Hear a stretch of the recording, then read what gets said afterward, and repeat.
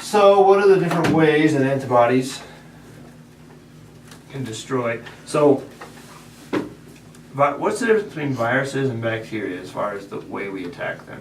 How do we attack viruses? Cytotoxic T cells. Good. Destroys cells. Are antibodies going to be very efficient against viruses? No. Not really, no.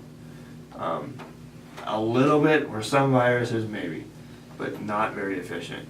Are cytotoxic T cells going to be good for bacteria? No. No, they don't really do anything for bacteria. One thing I didn't mention is cytotoxic T cells. That's also there for cancer. When our cells become cancerous, they also change their antigens, and so they start attacking those cancer cells too. But, okay, so antibodies. What's one of the things that they do? They like can group them together and just activate them. I don't remember all the names. Oh yeah, neutralization, agglutration, Agglutination.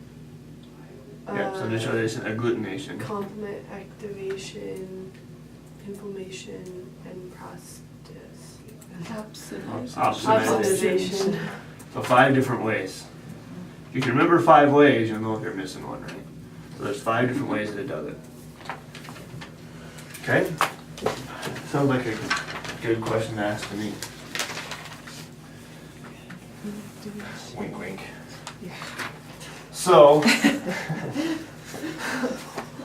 so here's where the analogies come out, all right? Oh goodness. And has anyone heard my opsonization analogy yet? Yeah, Yeah, you but I was told us wondering if you'd last do it time. again. I want to do it again. It actually got slightly, just a hair, just slightly better. Oh, good. Oh good. So you have the antibodies, right? What's neutralization? It binds to the antigen and basically just like cancels it out. So Yeah, it can't- exactly. This is our antigen. Antibody just hooks onto it. It's done. It's just like, I just destroyed that marker. I would put the cap on and smashed it in. Oh, because the cap fell off. Still works, I guess. I got that blue dot. So, yeah, it's just like a security guard at the bank. The guy's holding up a gun, whatever. Comes behind him, puts him in a submission hold. He's neutralized. Just hangs on to him when the guy can't do anything, right? That simple. So agglutination, how does that work? Brings them all together Yeah, like glue. Good way to remember. agglutination. There you go.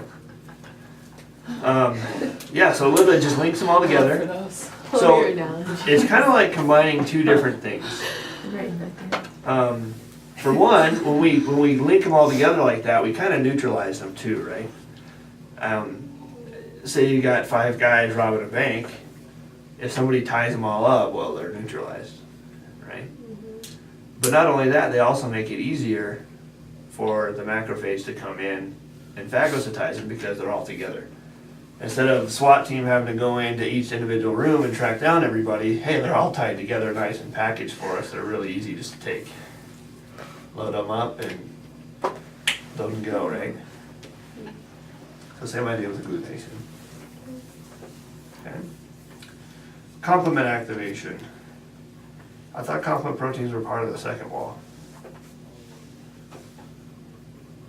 But this They is are. activation. So, but antibodies are part of the third wall.